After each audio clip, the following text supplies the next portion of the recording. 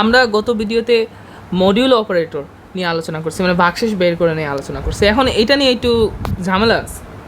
যেমন আমি লিখলাম 3,2, মানে 3 আর 2, 3 দিয়ে 2 ভাগ করলে ভাগশেষ কত হয়? 1।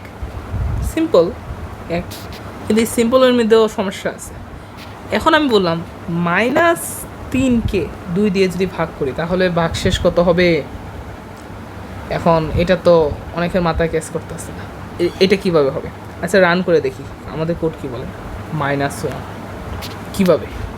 কিছুই তো বুঝলাম না। আচ্ছা, একটা কাজ করি, -2 দিয়ে দেখি আউটপুট কি হয়। এখনও দেখি -1 কি হলো? আচ্ছা আচ্ছা, একটা কাজ করি, 3-এর আগে মাইনাসটা মুছি, এরপর রান করে দেখে না। এখন আসছে 1, মানে কিছুই তো বুঝলাম না কী হইলো। তো আসলে এত কিছু বোঝার দরকার নাই, এটা একেবারে সিম্পলি মাথায় রাখতে হবে। আমার যে প্রথম অংশ, এখানে তো 3 বসছে, তারপর এখানে তো 2 বসছে। আমার প্রথমের অংশের আগে যে সিম্বলটা থাকবে আমার আউটপুটেও সেই সিম্বলটা বসবে। কোন অপারেশনের জন্য? মডিউলো বা ভাগশেষ অপারেশনের জন্য।